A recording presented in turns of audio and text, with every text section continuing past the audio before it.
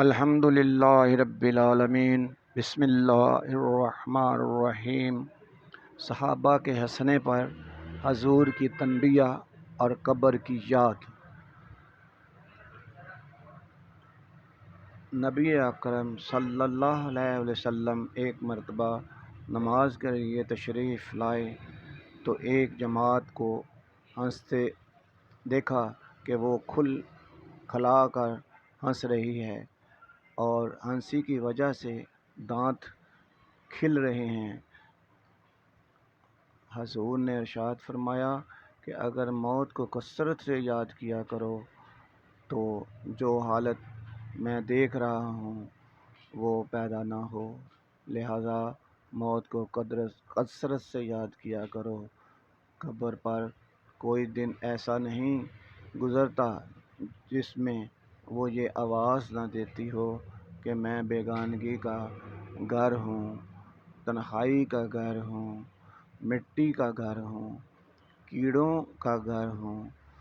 جب کوئی مومن قبر میں رکھا جاتا ہے تو وہ کہتی ہے کہ تیرا آنا مبارک، بہت اچھا کیا تو آ گیا، جتنے آدمی زمین پر چلتے تھے تو اس میں سب سے زیادہ مجھے پسند تھا۔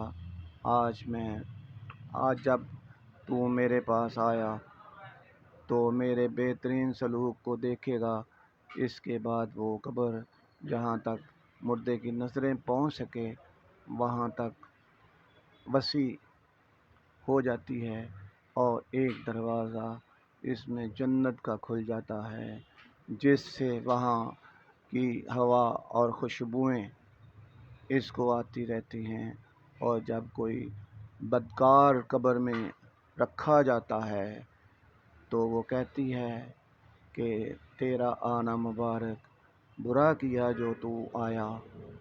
زمین پر جتنے آدمی چلتے تھے ان سب میں سے تجھ ہی سے مجھے زیادہ نفرت تھی۔ آج جب تو میرے پاس میرے حوالے ہوا ہے تو میرے برتاؤ کو بھی دیکھ لے گا۔ اس کے بعد وہ اس طرح سے اس کو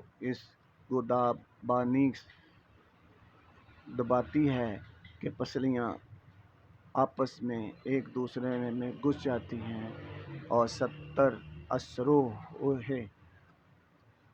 اس پر ایسے مسلط ہوتے ہیں کہ اگر ایک بھی زمین پر پھنکار مارے تو اس کے اندر سے زمین کا ہر گھاس تک باقی نہ رہے، وہ اس کو قیامت تک ڈستے رہتے ہیں۔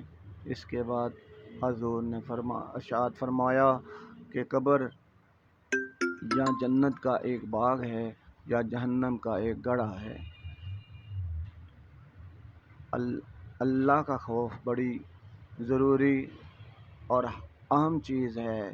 یہی وجہ ہے کہ حضور اکثر صلی اللہ علیہ وسلم اکثر کسی گہری سوچ میں رہتے ہیں اور موت کا یاد کرنا اس کے لیے مفید ہے۔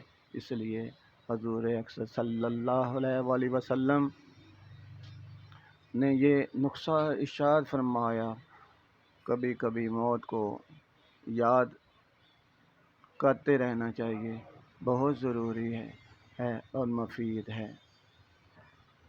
پیارے ساتھیوں، حضور پاک صلی اللہ علیہ وسلم کبھی